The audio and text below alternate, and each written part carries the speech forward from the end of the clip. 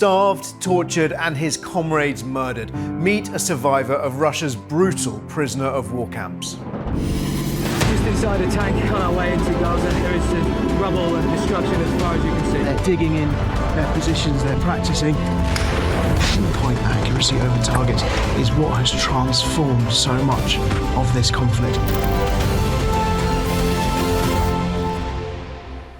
I'm Jerome Starkey. This is World at War. Arsenii Fedosiuk is a Ukrainian lieutenant and former prisoner of war who spent 7 months in a Russian camp. Arsenii, thank you for joining me today. Tell me, what was it like? I've read that you were tortured. What was it like as a Russian prisoner of war? Hello, Jerome. Thank you for such an opportunity to be the voice of those who keep suffering in Russian prisons. As for me, the people who survived in Russian captivity are true examples of courage and heroism, because the conditions of Russian captivity towards Ukrainian prisoners are made in such a way to maximize the negative impact on your health, if not to kill you. The story of my captivity started at the end of May, 2 years ago. We received an order from the Ukrainian High Command to stop the defense of the Mariupol, to stop the defense of Azov steel plant. And just to remind people, you had been defending Mariupol in the first weeks of that war, and you'd been besieged in the Azovstal steel plant. Yes, facing you're right. a horrendous Russian bombardment. Yes. So the battle for Mariupol lasted for 86 days, and on the 82nd day we received an order to stop the defense and to save our lives. For that time, that was like the only option for our fighters to save the lives. We realized that captivity is not that good, that can't be good. But still, we had negotiations between the Russian side and Ukrainian side. Negotiations took place directly near the Azov steel plant. And during that negotiations, Russian side gave their word about particular conditions of our captivity. Firstly, they stated that we should be exchanged in a period no longer than 6 months. And the second conditions implied that attitude towards our fighters should match Geneva Conventions, should match like the common sense. That means that you shouldn't be beaten, you shouldn't be humiliated, you shouldn't be tortured, you shouldn't be persecuted, and so on. But Russian side showed no desire to honor even the basic terms of agreements, because for some of our people, the people from sensitive categories, the most sensitive category was surprisingly the medics, tactical medics, because for unknown reasons, Russians thought that Ukrainian medics are responsible for killing the Russian prisoners of war. Arsenii, can I ask you specifically about your experience? What happened to you when you were a prisoner of war? Firstly, first 4 months, I was kept in the prison in Olenivka. That's a little village near the city of Donetsk. We were kept in large barracks. Maybe 300 people in one barrack. There was no place for everybody to sleep, so people slept on the floor, people slept just open space. And so the Russians have to maintain the narrative about Ukraine. They have to justify the huge destroyings of the city of Mariupol. So the 90% of city got destroyed. The death toll among civilians is believed to be 25,000 is the most optimistic estimates. So they have to justify the cruel offense of the city. So they have to fabricate criminal cases. And they use such a very tricky tactics. It's like normal Russian prison tactics, not only for prisoners of war, but for their own criminals. Not criminal, but criminals like that. They are inviting, they're getting you to the interrogation. So imagine a small room, maybe 3 square meters. There is interrogator in front of you, and there was a special punishment group around you. 5 6 people with metal pipes, with plastic pipes, with tasers in their hands. And if the interrogator doesn't like what you are telling to him, he gives an order to that punishment group to hit you, to beat you. And the beatings last as long as the interrogator wants. So you have no other chance than to sign all the papers. After the first day of that tortures, I told them, okay, give me the paper, I will sign everything. I will put on the blame on myself, just like to stop that.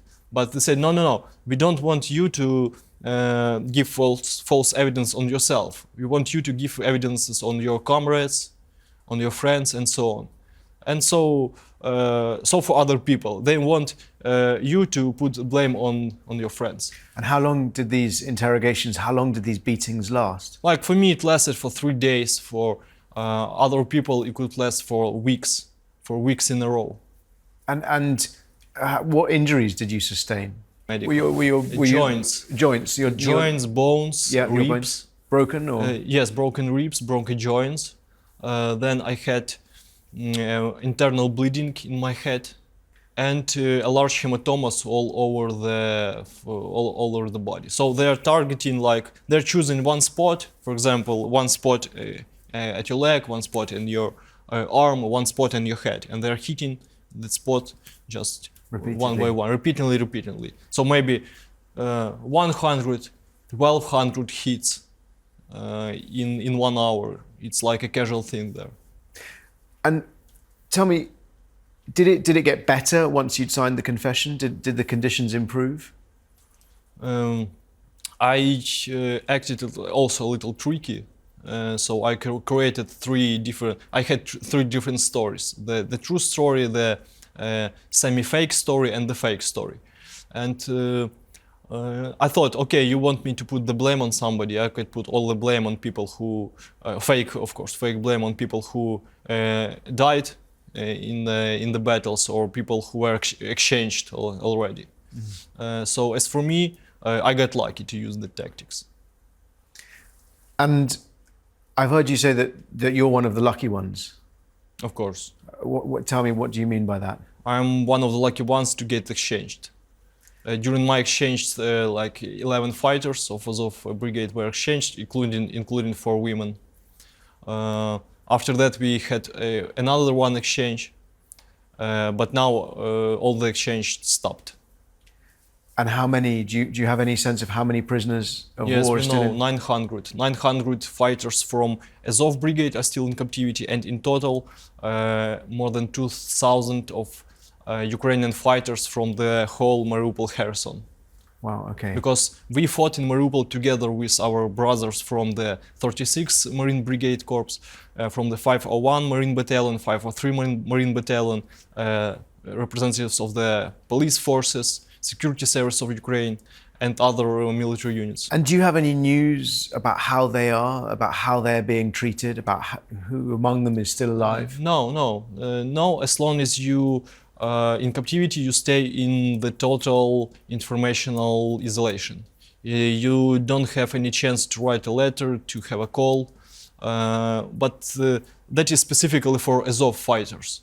We know that other fighters from different units have such an ability. Azov fighters are prohibited to even write a letter to the family. In Olenivka, I was a witness of the terror attack against our prisoners. So Russian side arranged a mass murder against the Azov prisoners of war. That was a well-planned operation. It took place on 29th of July, 2022. Russians collected our people in a barrack and blow that barrack. As a result of that bombing, 56 people died. And were those people you knew? Sorry? Were those people you knew? Were they your comrades? Yes, a lot of people. That was all our comrades. Your friends? Some of them, yes. Some of them my close friends. There's one thing in common for the people, that everybody was from Azov regiment. So there was no single representative of other military units. That was only Azov, and those terror attack, those mass murder was targeted only on Azov fighters. some of the people died of bombing itself, some of the people died of bleeding because Russian administration of the prison didn't let the medical personnel to help heavily injured fighters. So some people just died of bleeding. That was the most egregious case and the most representative case of how Russian side treats our prisoners of war. And where were you when captivity. that happened? Were you in the same building? I was in the building near that may be 500 meters, so I heard everything. Russian side started blaming Ukraine of bombing that barrack with HIMARS rockets, but as for me, as for the military, that's ridiculous because firstly, there was no sound of upcoming missile. Secondly, there's the HIMARS rocket is very pricey, it's very expensive rocket, so you can't just send to the territory near the place where your captives are kept. Russian side was trying to create this narrative, it's like it was Ukraine, but for people from our fighters, so everybody who were there in that prison, it's obvious that bombing was from the inside of the building. That was not a rocket. That's just bomb placed in the building. And let me ask you, we hear from Russia accuses the Azov Brigade of being a Nazi organization. It's this Russian story that Ukraine is a Nazi country. How do you answer that accusation? I want to invite the people who are interested in that to visit the official website of the Ministry of Internal Affairs.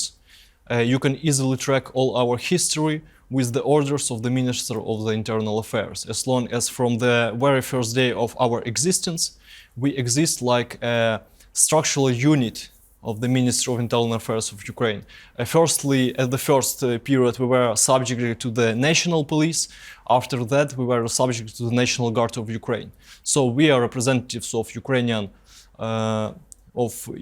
Ukrainian government. We are representatives of Ukrainian state. We are a substantial part of Ukrainian state. And those silly narratives about militia, about paramilitary, that's nonsense. That's nonsense because there are orders by the Ministry of Internal Affairs. If you call us like extremists, you should call the whole ministry an extremist ministry. You should call whole Ukrainian state an extremist. That's the first point. The second one is that people are using those terminology like with no sense. There is no historical, logical sense in using that Nazi terminology towards us. Because you can just use Oxford Dictionary and you can see what means the Nazism.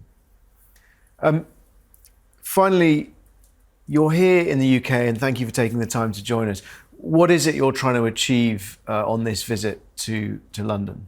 First of all, I want to spread awareness about the case of Ukrainian prisoners of war, of Azov prisoners of war, and of all Ukrainian prisoners of war that been kept, still are keeping in Russian prisons. Now we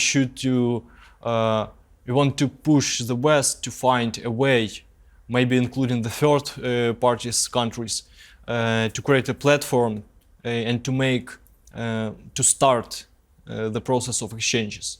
Because it's not a military question, it's totally humanitarian question. There is no any military sides of that. People have to be exchanged.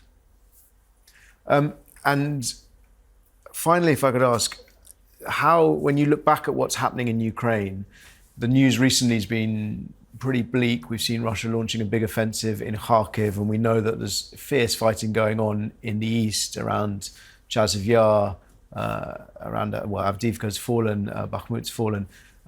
How do you see the conflict playing out in the next few months or years? Well, I can give comments about our zone of responsibility, and I could say that at our zone of responsibility at the front lines, we haven't backed we didn't give even a meter of Ukrainian land to our enemy. We are trying to move forward. It's very hard, of course. It's very hard in the situation when you have very limited amount of rounds, when you have almost no armored vehicles, because Azov Brigade didn't receive Western munition. of course, for those political reasons, due to the widespread of Russian propaganda. But just to explain, and that's because of a rule in America, a restriction on giving your particularly American weapons to Azov because of these lingering historic claims that it's a far-right regiment. Yes. It's called like appropriation bill, and it includes a line that prohibits to supply Azov with Western munition. And what's your thoughts on that prohibition? I think it's ridiculous. I think that actually the United States is infected with Russian propaganda in a very hard way. Here in UK, the things are more better in Europe. But we want to help people to fight their ignorance about our military unit. So we invite everybody to visit us on the front lines and to see with their own eyes. Arsenii, thank you very much for joining me at World at War. I'm The Sun's defence editor, Jerome Starkey, and if you're watching this on YouTube and you have any questions, please ask them in the comments below and we will try to answer them next week.